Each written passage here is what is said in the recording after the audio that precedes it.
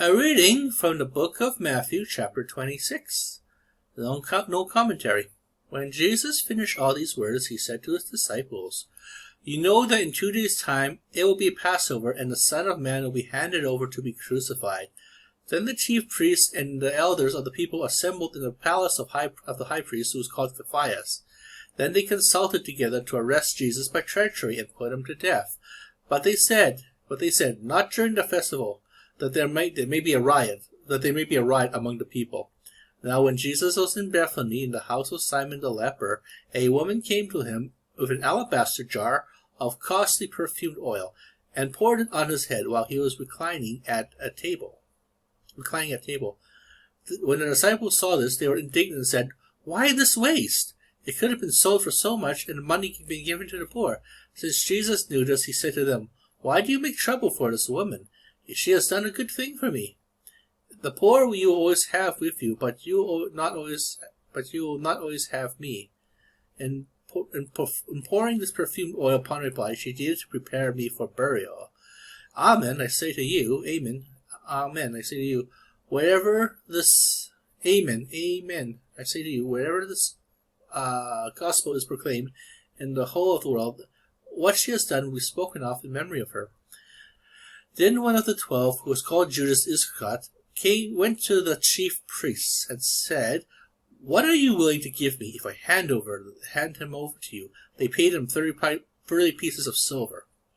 And from that time he looked for an opportunity to hand him over. On the first day of the feast of the unleavened bread, the disciples approached Jesus and said, "Where do you want us to prepare for you to eat the Passover?" He said, "Go to the city to a certain man and tell him, 'The teacher says, my appointed time draws near. In your house I shall celebrate the Passover with my disciples.'" The disciples did as Jesus had ordered and prepared the Passover. When it was evening, he reclined at the table with the 12. While they were eating, he said, "Amen, I say to you, one of you will betray me." Deeply distressed by this, they began to say to him one after another, "Surely it is not I, Lord." He said in reply, "He who has dipped his hands into the dish with me is the one who will betray me. The Son of Man indeed goes as it is written, but woe to that man by whom the Son of Man is betrayed. For it would be better if that man had never been born." Then Judas the betrayer said in reply, "Surely it is not I, Rabbi." He answered, "You said so. You have said so." While they were eating, Jesus took bread, said the blessing, broke it, and giving it to his disciples, said, "Take and eat. This is my body." Then he took a cup and gave thanks, and gave it to them, saying, "Drink from it, all of you. For it is my blood of the covenant, which will be shed on behalf of the many for the forgiveness of sin.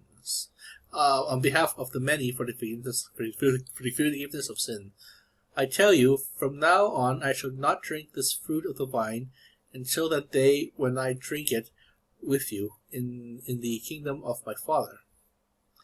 Then, after singing a hymn, he went out to the Mount of Olives. Then Jesus said to them, "This night all of you will have your faith in me shaken, for it is written, I shall strike the shepherd, and the sheep of the flock will be dispersed. But after I've been raised up, I shall go to you in Galilee."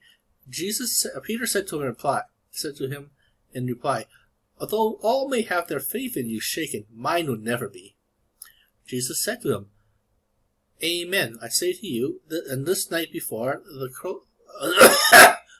night before the cock crows, you will deny me 3 times. Jesus said to him, Even though I have spoken to die with you, I will not deny you." And all the disciples spoke otherwise. Then Jesus came to him to a place called Gethsemane, and said to his disciples, "Sit here while I go over there and pray." He took along Peter and his 2 sons Zebedee, and began to feel sorrow and distress. Then he said to him, "My soul is sorrowful even to death. Remain here and keep watch with me." He advanced a little and fell prostrate in prayer, saying, "My Father, if it is possible, let this cup pass from me. Yet not as I will, but as you will." Then he returned to his disciples and found them asleep. He said to Peter, "So you could not keep watch with me for 1 hour? Watch and pray that you may not undergo the test. The spirit is willing, but the flesh is weak." Withdrawing a second time, he prayed again, "My Father, if it is not possible that this cup pass without my drinking, your will be done." Then he returned once more and found them asleep, for they could not keep their eyes open. He left them and withdrew again, praying a third time, saying the same thing again. Then he returned to his disciples and said to them, "Are you still sleeping and taking your rest? Behold, the hour is at hand when the Son of Man is to be handed over to sinners. Get up, let us go, look, my betrayer. Get up, let us go, look, my betrayer is at hand." While he was still speaking, Judas, one of the 12, arrived, accompanied by a large crowd with swords and clubs, who had come from the chief priests and the elders of the people. His betrayer had arranged a sign with them, saying, "The man I shall kiss is the one. Arrest him." Immediately he went over to Jesus and said, "Hail, Rabbi," and he kissed him. Jesus answered him, "Friend, do what you have come for." Then stepping forward, they laid their hands on Jesus and arrested him. And behold, one of those who accompanied Jesus put his hand to his sword, drew it, and struck the high priest's servant, cutting off his ear. Jesus said to him, "Put your sword back in its sheath, for all who take the sword shall perish by the sword. Do you think that I cannot call upon my Father, and he will not provide me at this moment with more than 12 legions of angels? But then, how would the scriptures be fulfilled, saying that it must come to pass in this way?" At that hour, Jesus said to the crowds, "Have you come out as against a robber with swords and clubs to seize me? Day after day I sat teaching in the temple area, yet you did not arrest me. But all this has come to pass that the writings of the prophets may be fulfilled. Then all the disciples left him and fled.